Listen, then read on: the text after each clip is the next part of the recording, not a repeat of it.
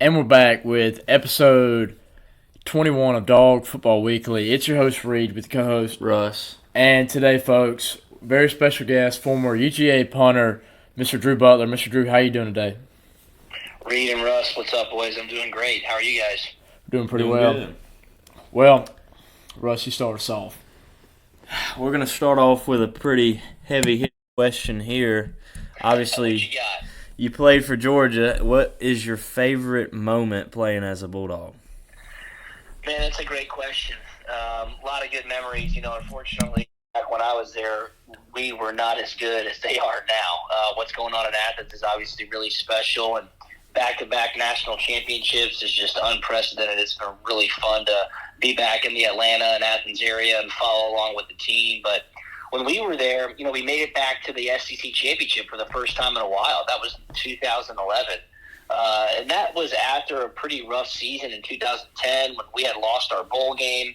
We finished the season 6-7. I was going into my senior year the next year, and we actually lost the first two games of the 2011 season. We lost to Boise State in those red Power Ranger jerseys and the Georgia Dome Chick-fil-A Kickoff Classic game. Yes, sir. And then we lost to South Carolina. So we started off the season 0-2, and then we won 10 straight games, and we won the SEC East. In the middle of that 10-game stretch, we beat Tennessee in Knoxville, and it was Coach Rick's 100th victory at Georgia. That was a lot of fun. It was a night game in Knoxville. We took care of them pretty good. It got a little tight, like late in the third quarter, early in the fourth quarter, but we were able to put the game away. We had a pretty special celebration for Coach Rick afterwards as well. And that was always still a really special moment for me, was being on that team and being a senior when Coach Rick got his 100th victory at Georgia. Yes, sir. Well, I got a question for you. I just want to know, what was it like playing under head coach Mark Rick? Coach Rick's the best, man. Still talk to him to this day. He came to my wedding. I've seen him in person quite a few times. He's done some things for me, and I look up to him, and I'm so appreciative now, being 33 and having 3 kids of my own and a family, of what he taught me when I was on his football team that had nothing to do with football. Yes, sir. Those life guidance moments that Coach Rick provided for all of his players really sets him apart from everybody else. And I always tell people this about Coach Rick. The person that you saw on the Monday press conferences in the media, the person that you saw talking on the TV throughout the week, the person that you saw on the sidelines or after the game, Coach Rick was super consistent. That's exactly who he was, and he remained that person. And I think that's what made him really resonate with his players, was his authenticity. So I'm still thankful for some of the things that he's taught me. I look back on some of the things that he did teach me, and I bring them back into my everyday life still. So highly appreciative of Coach Rick, no question. Yes, sir. Well, he's obviously we're 15 years old, so we were kind of. I was 8 years old when he was fired. Yeah, So I remember. Ago, man. I remember kind of the latter stage of his career, and I mean, it's all positive memories for me, really. One question I have for you, obviously, you were an All-American punter, but your quarterback is maybe my favorite Georgia Bulldog of all time, Aaron Murray. Obviously, that was the tail end of your career at Georgia, but tell me a little bit about Aaron. Yeah, Aaron's a great guy. I've known Aaron forever. I hosted him with my roommates on his official visit when he decided to come to Georgia. Obviously, his record speaks for itself as a Bulldog. He holds pretty much every single passing record there is to hold during his time at UGA. And I think what's really special is that Mike Bobo was his offensive coordinator. They had some pretty prolific offenses back then. Mm-hmm. College football was different in the early 2010s.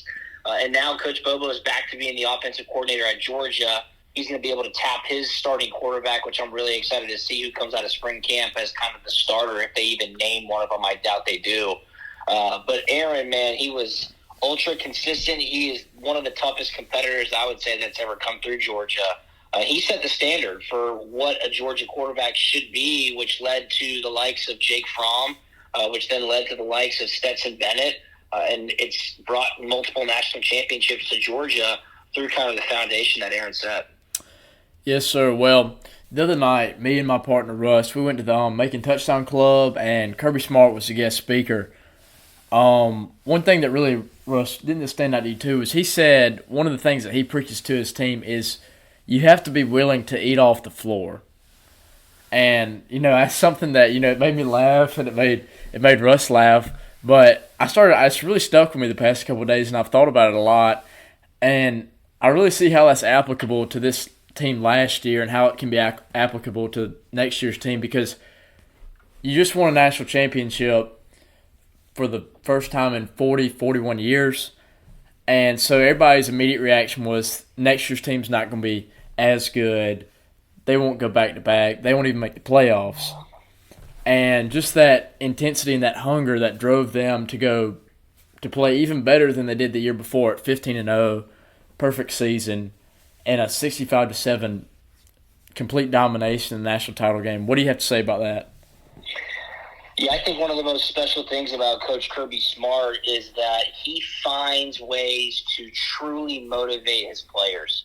If you look back at the college football playoff and then the national championship game last year, everybody who's not a Georgia fan was calling Georgia players crazy because they were like, Georgia Bulldogs are saying everybody's thinking they're not that good. Nobody thinks they can win. Nobody says they should be here.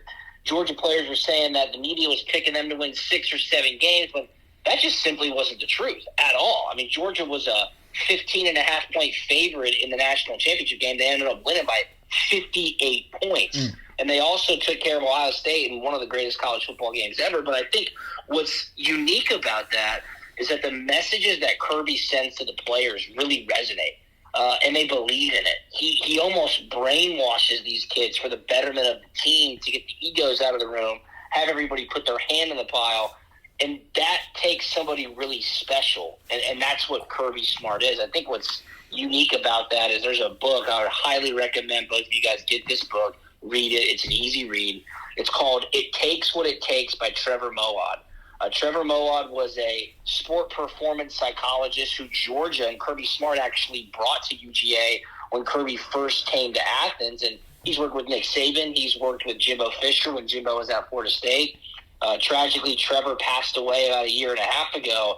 But in that book, you'll hear and you'll understand a lot of the things that coaches like Kirby Smart and Nick Saban say in the media. And one of the things that Coach Saban's been talking about recently, and I've heard Kirby talk about it as well, Trevor writes about it in his book, and it kind of goes to the eating off the floor comment, is there's something called the illusion of choice. And what does that mean? What is the illusion of choice? And Kirby Smart and Nick Saban and Trevor Moawad will tell you, the illusion of choice is when individuals think that they have a choice in order to get an outcome. And that's not true, right? Trevor Moawad writes in the book, he goes, I'll stand in front of a team meeting room and I'll say, if you want to lose weight, what should you eat? And he'll hold up an apple and then he'll hold up a candy bar, right? You don't have a choice. If you want to lose weight, you have to eat the apple, okay? You can't eat the candy bar and then say, oh, well, tomorrow I'm going to eat 2 apples. Nick Saban always talks about it. Actions have consequences. You have to wake up and go to class and work out and put the work in and go to study hall and then go to practice and then get in the film room if you want to be great and if you want to win championships. So that illusion of choice, when people think that they have a choice and then they think they can become great, that's what really can affect people from not reaching their goals. And that eat off the floor comment reminds me of that, because Kirby Smart's saying, if you want to do what's never been done, you have to be willing to knock yourself back down, eat off the floor, and act like you've never been there. Yes, sir. Well, Russ, you got a question? I think that Kirby Smart is a great coach, and I think the way he preaches a mentality is something special. How do you think Mike Bobo moving up in the offense coordinator position, how do you think that'll work out, with the two coaches? I think it'll work out great. Coach Smart said in his opening spring practice press conference that Todd Monken was the first person to tell Kirby Smart, you need to hire Mike Bobo. Mike Bobo should take over this offense. First things first, major credit to Todd Monken. I mean, what he was able to do and untap the talent, all right, a lot of talent on Georgia's offense to put up the production and win the championships that they did, that's amazing. And Coach Monken had tons of success at Georgia. I think all Dog fans were a little bit hesitant to see him go, but he wanted to get back to the NFL. So best of luck to him. But Coach Bobo now has an opportunity to work with the talent that he has never had the opportunity to work with, right? Mm-hmm. And I think the fresh slate that he brings the entire offense, right? I'm sure the messaging is every position's up for grabs, maybe for, save, Brock Bowers, who's one of the best college football players in the country. Guys are now even more motivated to say, hey, we've got somebody here who essentially has given us a clean slate. We can go prove it. We can go move up a spot on the depth chart. Guys like Carson Beck, Brock Vandergrift, Gunnar Stockton can say, hey, I can go show Coach Bobo that I can run his offense and do what he wants to do better than maybe what Coach Monken wanted me to do. I think Coach Bobo's going to do great, right? I've known Coach Bobo forever. He recruited me back in 2007 when you guys might have still been wearing diapers. I was born that year. Coach Bobo is an ultra-smart guy. I love to hear how Kirby Smart's been giving him a ton of credit. Hey, when we had the best defense ever at Georgia, Coach Bobo was at Auburn, and they went down the field for a 15-play drive on the first series. That hadn't happened to us all season. Coach Bobo's smart. Now he's got the talent to pair that brain with, and he's a Georgia Bulldog. Those guys work extra hard to prove it for their alma maters, and that's been evidenced by Kirby Smart. I think, a lot of people in the fan base, and you look on Twitter, and there's a lot of hesitancy surrounding the hiring of Mike Bobo, especially in the beginning. But his offenses at Georgia in the early 2010s, they were ridiculous. Oh, yeah. And he had talent, don't get me wrong. He had guys like Aaron Murray and Ty Gurley, Keith Marshall. There was talent there, but you look at that from then compared to now with just the full complete roster. I mean, there's anybody you want on that roster. They're not weak anywhere on offense. They have offensive line, they got running backs, they got tight ends, the best tight end room in the country, and they got receivers. There's no doubt. And, Georgia Bulldog fans that are the greatest in the country, they're extremely passionate. And that shows up in spades on Twitter. There's no doubt about it. And I kept seeing the comparisons to what Coach Bobo did as a head coach at Colorado State. Well, that does not matter because Coach Bobo is not the head coach at Georgia. And then I keep seeing comparisons about what he did as the offensive coordinator at South Carolina. That was during the COVID year, right? I mean, so much about college football was different. You didn't have half the talent that Georgia has on their roster right now. And then, of course, naturally, they're going to compare Coach Bobo to what he did as the offensive coordinator at Auburn. And again, I just don't think that's an apples-to-apples comparison. It is totally different. He is surrounded by so much more elite talent and elite offering that he should be able to pair what he learned under Coach Monken over the last year, implement it with this offensive strategy in 2023, and Georgia should be just fine. Yes, sir. Well, one more question. You obviously played in the NFL 4 seasons. Describe to me what your NFL career was like. Man, it was awesome. Being able to start every game my rookie season for a franchise like the Pittsburgh Steelers was unbelievable. Pittsburgh is one of the most unique cities in all of the NFL. Steeler fans are undoubtedly top 3 in the country. And I got to play with Hall of Famers like Ben Roethlisberger, James Harrison, Troy Polamalu. I got to play with my high school teammate, Cameron Hayward, who's still on the Pittsburgh Steelers. He's an all-pro. And then I was able to finish out my career with the Arizona Cardinals. And we were really, really good, which is awesome. There might not be anything more fun than playing really elite, high-level football and winning week after week in the NFL. We in 2015 went 13-3. We made it to the NFC Championship game. And getting to play with Hall of Famers like Larry Fitzgerald, Carson Palmer, Dwight Freeney, like watching those guys put in the work, get so close to going to the Super Bowl, get excited, make plays in big moments. The NFL is extremely special. It is a privilege, just as playing at a place like Georgia is. And I'm forever grateful for the time that I got while I was in the league. And I wish I was still playing. 1, for the locker room, 2, for the paychecks. Those were pretty good, boys. There's no doubt about that. Yes, sir.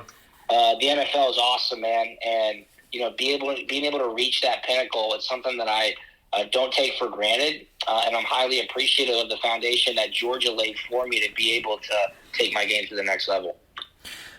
Before we go, do you have a welcome to the NFL moment, like a moment where you're just like, wow?